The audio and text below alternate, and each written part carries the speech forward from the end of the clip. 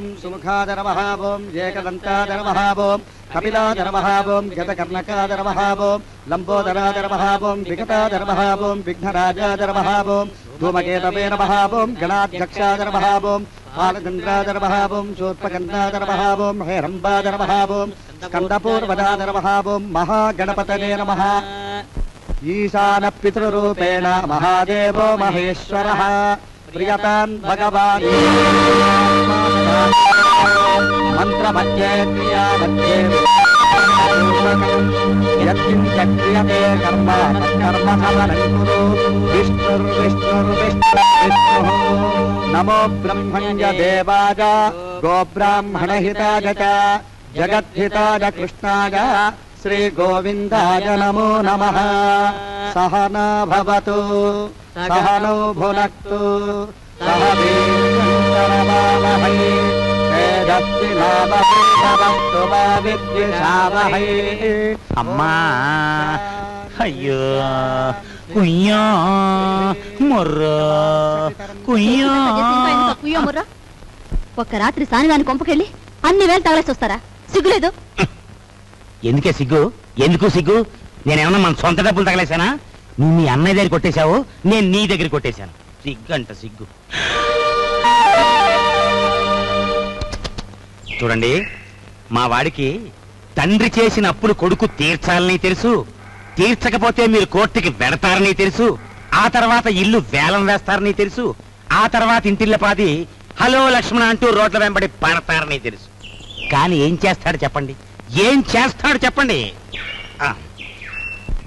పోని మీ వాడికో గొప్పింటి అమ్మాయితో స్నేహం ఉంది కదా, ఆ అమ్మాయి దగ్గర డబ్బు తీసుకుని మా బాకీలు తీర్చచ్చు కదా అని మీరు సలహా ఇవ్వచ్చు. కానీ మా వాడు పరువు, మర్యాద, మానం, అభిమానం అన్నీ మంట కలిసిపోయినా సరే ఇతరుల దగ్గర మాత్రం చెయ్యి చాపడం వాడి పాలసీ. అది మావయ్య ఆవేశపడకు, ఆయాసం వస్తుంది. వచ్చినా సరేరా, నేను నీ మావయ్యని మంచివాడిని కనుక నీ ఫ్యామిలీ పొజిషన్ ఏమిటో వీళ్ళకి దాపరికం లేకుండా చెప్పి దయదల్చండి మహాప్రభు అని ఈ గాడిదల్ని ప్రాధేయపడుతున్నాను. అదే ఈ పెద్ద మనుషుల్ని ప్రాధేయపడుతున్నాను. మా గురించి నువ్వెవరు కాళ్ళు పట్టుకుని అవసరం లేదు. మా నాన్నగారు చేసిన అప్పులన్నీ వడ్డీతో సహా 15 రోజులు తీరుస్తాను.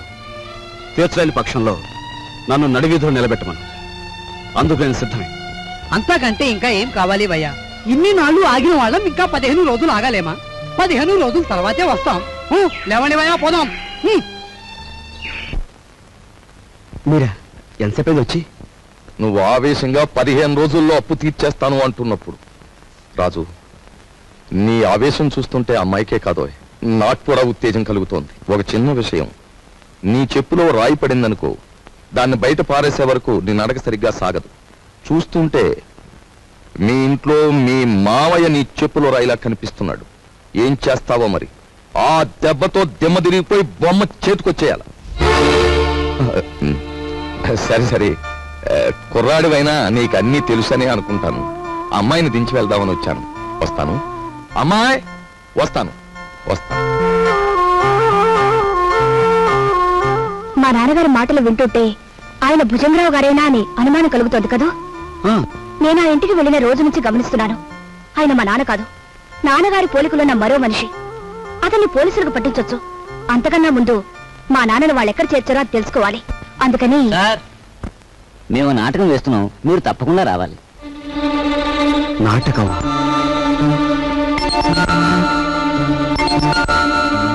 మీరెందుకు వచ్చారు? ఎవరు రమ్మన్నారు? నా జ్ఞాపక శక్తినే పరీక్ష చేస్తున్నారా? అసలు మీ గుండెకి ఆపరేషన్ చేయాల్సింది ఈ వేళేనని ముహూర్తం పెట్టిన పంతుల్ని నేనే కదా, డాక్టర్ని నేనే కదా. తప్పదు, రావాలి. కమాన్. తప్పదా? తప్పదు. వాడి ఆస్తి ఐశ్వర్యం గురించి తెలుసుకున్నాం గాని వాడి జబ్బుల గురించి తెలుసుకోలేదు. కొంప మునిగిందిరా దేవుడా. నిన్ను బంధించడం వల్ల నీ ఫ్యామిలీకి, నీ ఆఫీస్కి నా సొంత సొమ్ము మదుపు పెట్టి, ఇదిగో చూడు, ప్లాట్ఫామ్ మీద అడుక్కునే వాళ్ళ అయిపోయాను. పోనీ ఓ పని చేస్తావేటి? చూడు, ఇదిగో ఈ ప్యాలెస్, ఈ డెన్ ఓ 10,000 కొనేసుకో. నా చెల్లెలు పెళ్లి చేసుకుంటా. నేను కొన్ను. ఒప్పుకోవయ్యా బాబు. నేను కొనను. ఓరు రే, ఆయన కట్టుకుని కలిసారా?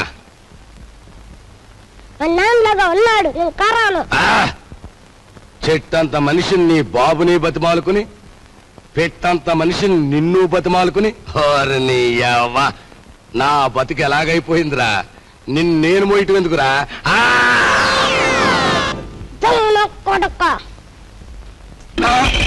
అమ్మకుంటా నా కొడుక నన్నే కలిసేస్తావరా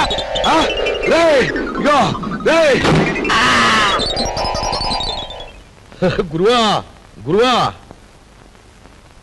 నువ్వు వచ్చేసేవేట్రా హాయ్ బాబాయ్ ఆఫీసర్ గారికి గుండె జబ్బు ఉందంటే మనకు తెలదు నీ గుండె జబ్బు ఉంది ఇవాళ నీకు ఆపరేషన్ చేయాలా వస్తావా సత్తావా అని కూర్చున్నాడు డాక్టర్ హలో ఏళ్ళు చూపెట్టేసి పరిగెత్తుకొచ్చేసాను ఏదో వత్తొత్తు కొడక నువ్వేదో లక్షలు తెస్తావని నా సొమ్మంతా నీకు మదుపు పెడితే అక్కడి నుంచి పారిపోయి వస్తావా వచ్చింది చాలక ఘనకార్యం చేసినట్టు కులుకుతున్నావా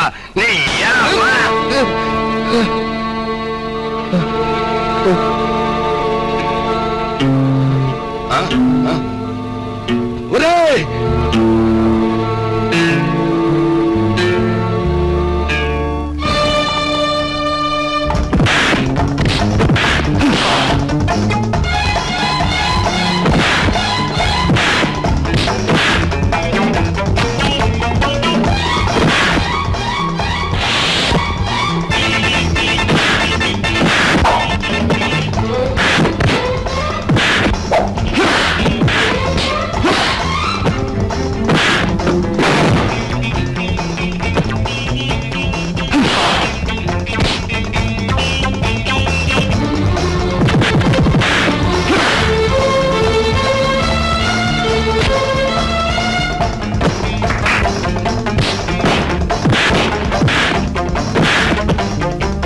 మా గురు ఎందుకు వచ్చిన ఫైటింగులు గురు మనకి ఈ దోపిడీలు దొంగతనాలు మనకి అచ్చిరావు గానీ అలు ఆ మనిషి గుండె జబ్బంట పాపం కట్లుప్పు తీసేతో ప్రాణాన్ని కాపాడిన పుణ్యమైన దక్కుద్రా పెప్పదీసేద్దాం మరి నా చెల్లెలి పెళ్ళి చేసేద్దాం రా అయ్యా తమరు మమ్మల్ని అర్జెంటుగా క్షమించేసి వెంటనే హాస్పిటల్కి వెళ్ళి గుండె ఆపరేషన్ చేయించుకోకపోతే ప్రాణాలు పోతాయి నాకే జబ్బు లేదయ్యా ఐఎమ్ ఆల్ రైట్ బాబు మీ డబ్బు అప్పన్నంగా కాజేద్దామని మిమ్మల్ని బంధించాం గాని మీ ప్రాణాలు తీయడానికి మేము కషాయోళం కాదు బాబు మాకు పిల్ల పాప ఉన్నారు వృత్తిరీత్యా మీరెవరైనప్పటికీ మీలో గొప్ప మానవత్వాన్ని చూస్తున్నాను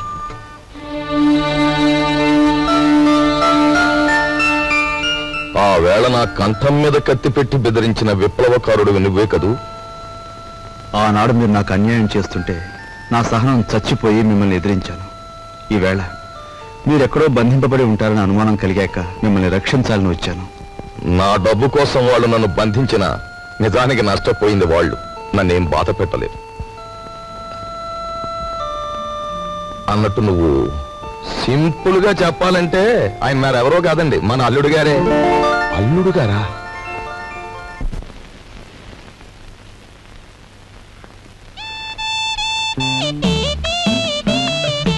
అరే మీ నాన్నగారు పోయాక నువ్వు మీసం ఉన్న మగాడివైపోయావే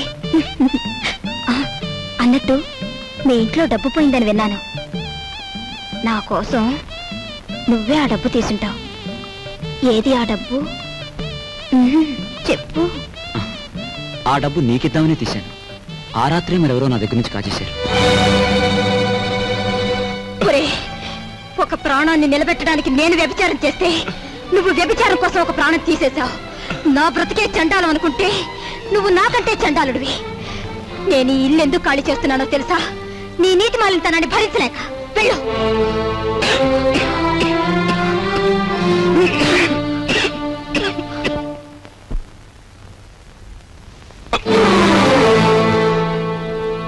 ఎక్కడికి వెళ్ళావు చెప్పు ఏమిట్రా నువ్వు చేసిన పని చెప్పు ఎక్కడికి వస్తున్నావు చెప్పు ఏమిట్రా నువ్వు చేసిన పని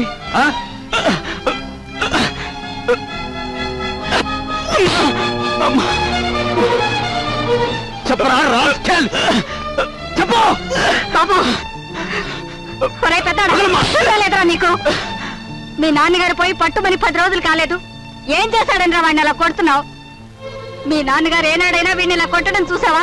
వీడు చేసే పనికి కొట్టడం కదమ్మా, చంపాలి. చంపి పాతేయాలి. ఏం చేశాడు అంత పెద్ద తప్పు? ఏం చేశాడా వీడు?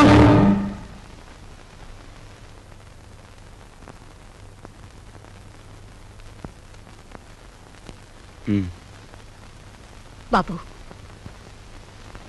వీడిని తమ్ముడురా. తప్పు చేస్తే శిక్షించాల్సిందే. కాకపోతే ఆ సమయంలో వీడిని తమ్ముడని మాత్రం గుర్తుంచుకుంటే చాలు.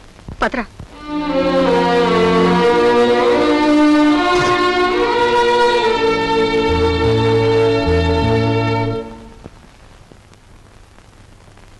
వాడెందుకు కుట్టాడో తెలుసమ్మా? చెప్పు. పక్కన కాబోయే పెళ్ళం ఉంది కదా, ఆవిడ ముందు గొప్పలు చూపించుకోవడానికి. ఒరే కృష్ణ, నువ్వు చిన్న కొడుకువైతే నీకంటే ముందు పుట్టిన పెద్ద కొడుకురా వాడు. నీకంటే ముందు నుంచే చూస్తున్నాను. వాడెప్పుడూ తప్పు చేయడు. వాడితో ఉన్న ఆ పిల్ల వాడంత గొప్పదని నా అభిప్రాయం. ఏం జరిగిందో తెలుసా అని. వాడు నిన్ను చూసి వణికిపోయినప్పుడు నీ గురించి ఏ దుర్వార్త వినవలసి వస్తుందో అని భయపడ్డాను. ఏం జరిగిందని అడగటానికి కూడా ధైర్యం చాలకు వచ్చేశానురా.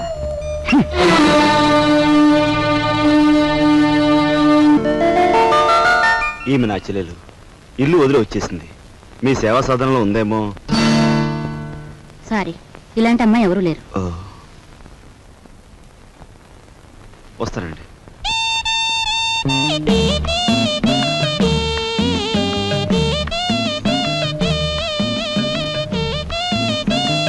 ఇలా రా. వస్తున్నా. నీ చూపులోని ఆకలి నాకు అర్థమైంది. నీకేది కావాలన్నా నేను ఉపయోగపడతాను, అలాగే నాకేది కావాలన్నా నువ్వు ఉపయోగపడాలి.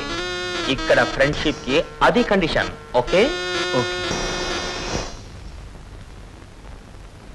రాజు, నువ్వేవి అనుకోనంటే ఈ డబ్బుతో నీ అప్పులన్నీ తీరిస్తే ఎలా ఉంటుంది? స్నేహితురాలుగా నేనేం చేయాలో, ఏం చేయగలను నాకేం అర్థం కావటం లేదు. నీ అభిమానం, ఆత్మబలం అండగా ఉంటే నాకంతే చాలు. పద. మంచి తరుణం మించిపోవును, ఆలసించిన ఆశాభంగం. 8 రోజులు సైకిల్ తొక్కిన వారికి 8,000 రూపాయలు బహుమానం. 8 days 8,000. 8 రోజులు సైకిల్ తొక్కిన వారికి 8,000 రూపాయలు బహుమానం.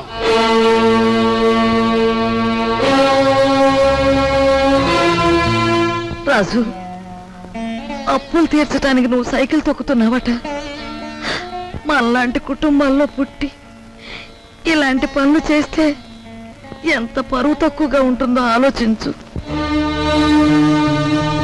నేను చాటుగానో సన్నాసి బుద్ధితోనో దొంగతనం చేస్తున్నాను అనుకో, లేదా కన్నవాళ్ళనే వెన్నుపోడు పొడుస్తాను అనుకో, లేదా అప్పుల చేత పంచాయతీ జరిపించాను అనుకో, అప్పుడు నేను 10 మంది చేత చీ అనిపించుకునేవాడు అవుతాను. ఏమిటా నువ్వు మాట్లాడేది? మొన్నటికి మొన్న కుమ్మరాడి దగ్గర కూలిపిని కొప్పుకొని ఏంటి పరువు మీద పెద్ద బండ పడేస్తావు. ఇవాళ మీ నాన్న చచ్చిపోయాక ఆగు. ఇప్పుడు నువ్వేమిటి మాట్లాడింది? మా నాన్న చచ్చిపోయాడా? ఆ మాట నువ్వంటున్నావా? నువ్వు ఏమిట్రా అది? ఆవిడ అలా రెట్టిస్తున్నావు. మరి చూడమ్మా, నాయనమ్మా నాన్న చచ్చిపోయి అంటుంది, అత్తయ్య అంటుంది. అసలు అసలు నాన్న చచ్చిపోవడం ఏంటమ్మా? Non sense. నాన్న చచ్చిపోలేదు.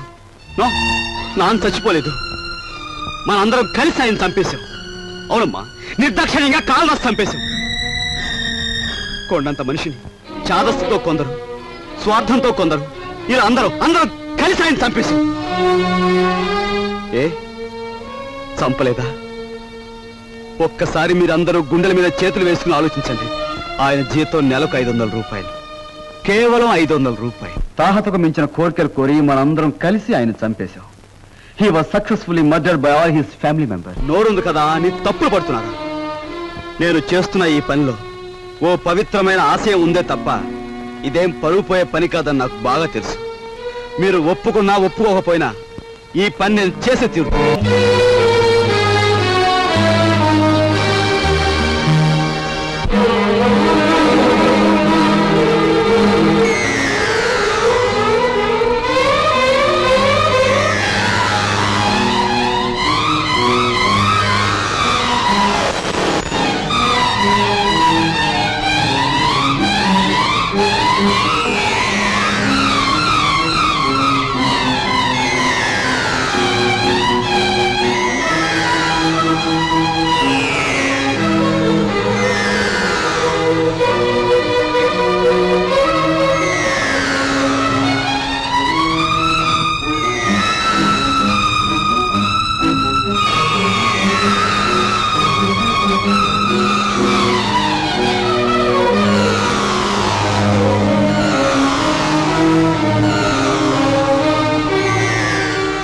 నీదారి పూలదారి పోవోయి బాటసారి నీ ఆశలే ఫలించగా ధ్వనించు విజయ భేరీ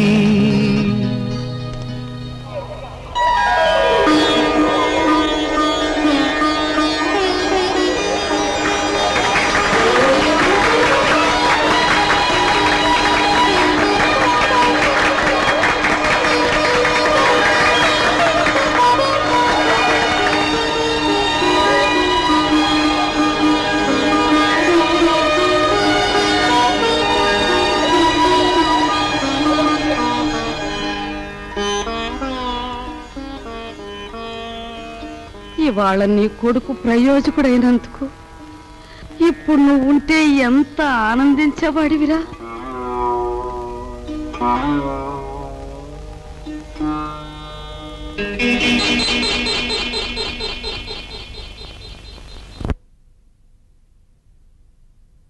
రాజుగాడి గదిలో దూరి డబ్బు కాచేద్దామంటే వాడు పడుకున్నాడో లేదో తెలియచావట్లేదు. పడుకున్నాడని దగ్గరికి వెళ్ళామనుకో వాడు బాంబుల పేర్లా పేల్తాడు. అసలు ఈ గొడవంతా దేనికి? నువ్వు మీ ముసల్దాన్ దగ్గరికి వెళ్ళి కుక్క పెట్టి ఒక ఏడు పేడు ఆవిడే కాచేసుకొచ్చి మనకిస్తుంది.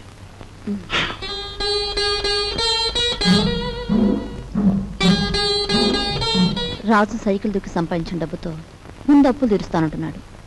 మమ్మల్ని మాత్రం ఆగమంటున్నాడు. వాడు సైకిల్ తొక్కుతానంటే మనం అందరం వాడిని కాదన్నాం. ఇప్పుడు ఆ డబ్బు మనం కావాలంటే ఏం బాగుంటుందమ్మా? అందుకే వాడి చేతుల నుంచి మనం తీసుకోము. మరి నువ్వు ఆ గదిలోకి వెళ్తావు, ఎవ్వరికి అనుమానం ఉండదు. ఆ డబ్బు నువ్వు తెస్తావు.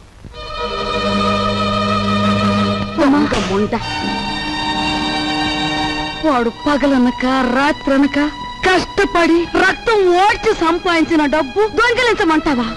ఆలోచిస్తే నాకు ఇప్పుడు అర్థమవుతుంది. నా కొడుకు డబ్బు కూడా నువ్వే కాజేశావు. వాళ్ళు నువ్వే చంపేశావు.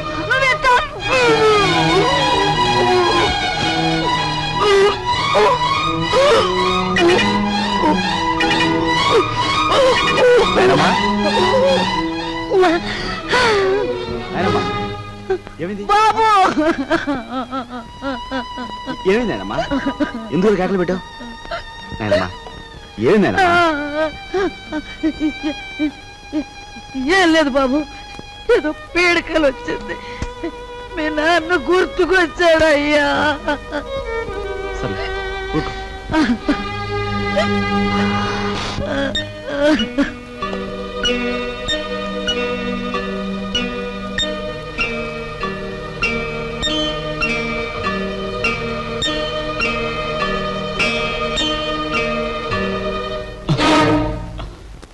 ఏమిట్రా లోపల నుంచి వస్తున్నా? ఏమిటి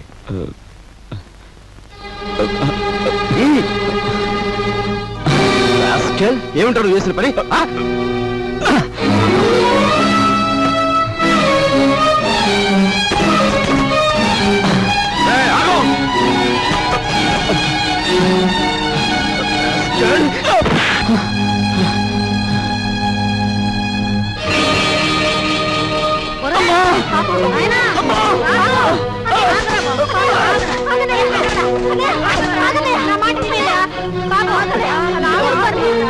ఏం చేస్తా తప్పలేదమ్మా. అమ్మా వదలమ్మా, మీరు కూడా అమ్మా.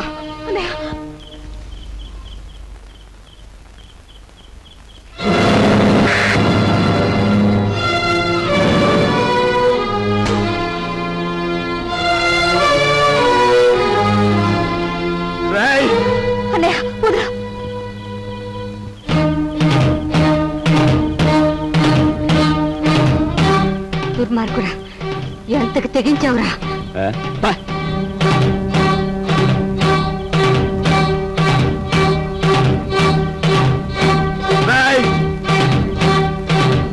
తప్పు చేస్తే శిక్షించాల్సిందే.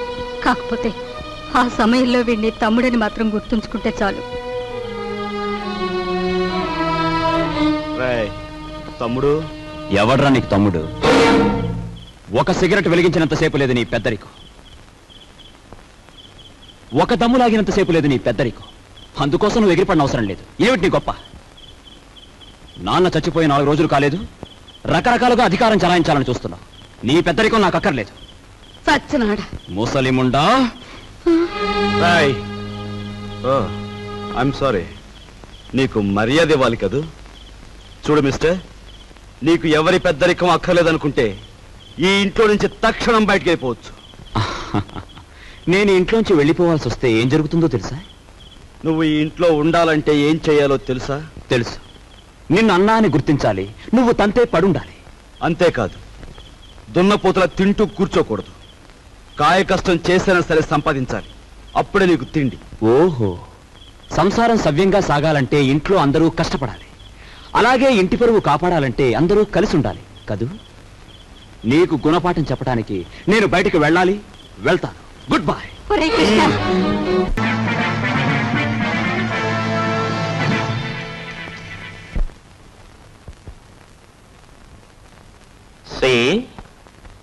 నువ్వు కలలు కంటూ ఊహల్లో తేలకు.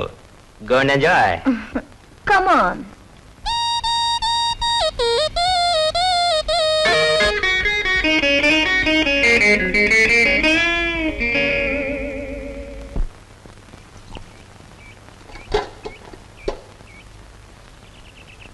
వెధముఖాలని వెధముఖాలు.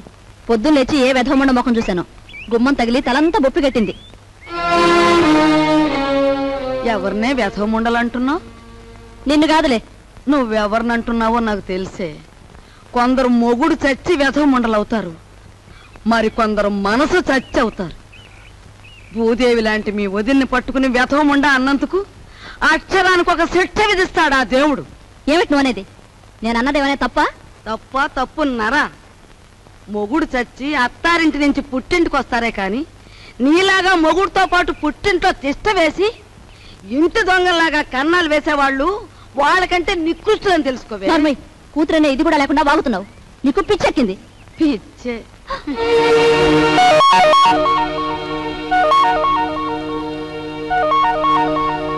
రామ్మ రా, సమయానికి వచ్చావు. చూసావా అమ్మ, దేవుళ్ళంటే నా బిడ్డను మింగింది కాకుండా అది ఎన్ని మాటలు అంటుందో. ఇవి చేతులు కావనుకో అమ్మా, నీకు అన్ని భోగాలు ఉండి కూడా మా ఇంటికొచ్చి ఎన్నో మా కష్టాలు చూసిందానివి. నువ్వే ఏదైనా ఉపాయం ఆలోచించి ఈ గాది కింద పందికొక్కుల్ని విరగడి చేయి తల్లి. మీరేం బాధపడకండి మామగారు, నేను మీ మనవడు కలిసి ఆలోచించాం. నాకు చిన్నప్పటి నుంచి లక్షాధికారులతో మాట్లాడటం అంటే చెడ్డ సరదా అండి. మీ అంతటా మీరే పిలిపించేసరికి నేను కూడా ఓ లక్షాధికారిని అయిపోయిన ఫీలింగ్ వచ్చేసిందండి. ఏం లేదు, మా జయ లక్షల్లో పుట్టి లక్షల్లో పెరిగింది. కూర్చోండి. అదృష్టవంతురాలు, తొందరగా రా. ఆ అదృష్టానికి వారసురాలుగా మాత్రం ప్రవర్తించడం లేదు. ఆ ఇంట్లో 4 రోజులుండి ఇక్కడికొచ్చినా ఆహగూటి పలుకే పలుకుతోంది. నిజానికి ఆ ఇంట్లో డబ్బు యొక్క విలువ తెలిసింది మీ ఇద్దరికేనన్న అభిప్రాయం. అంచేత మీరిద్దరూ ఇక్కడే 4 రోజుల పాటు ఉండి మా జైకి డబ్బు యొక్క విలువేమిటో కాస్త తెలియజెప్పండి.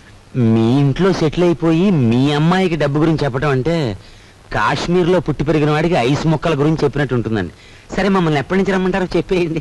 ఈవేళే వచ్చేస్తే చాలా సంతోషిస్తాను.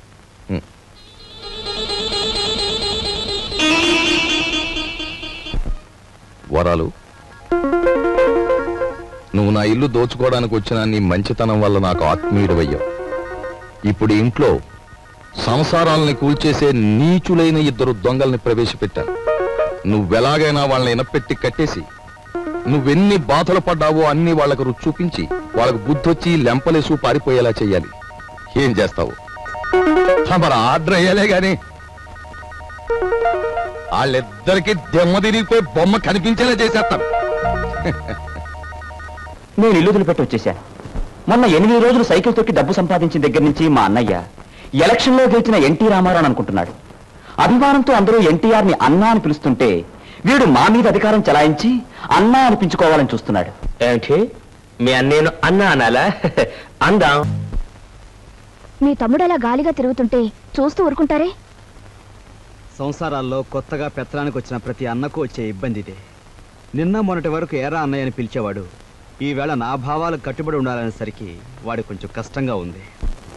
ఓ, ఇదేమిటి నీ అన్నయ్య మెడలో వేస్తున్న దండని నీ మెడలోనే వేసుకొచ్చావే? మన తడాకాకి తట్టుకోలేక వాడే నా మెడలో దండ వేయించాడు గురు. ఎలా ఉంది మన ప్రోగ్రెస్? ఏడ్చినట్టుంది.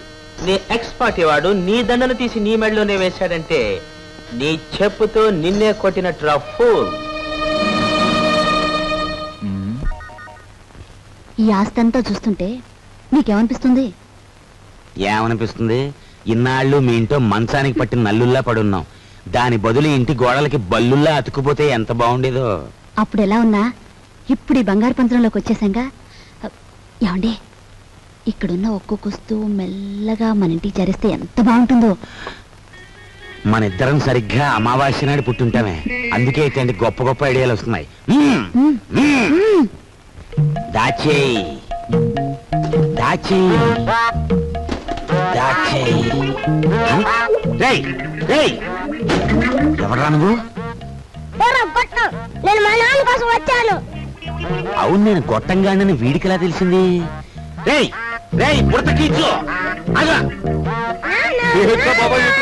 పెట్టరా, నువ్వు ఇక్కడికి వస్తే నా పేరు వరాలని భుజంగరావు కాదని అందరికీ తెలిసిపోద్ది.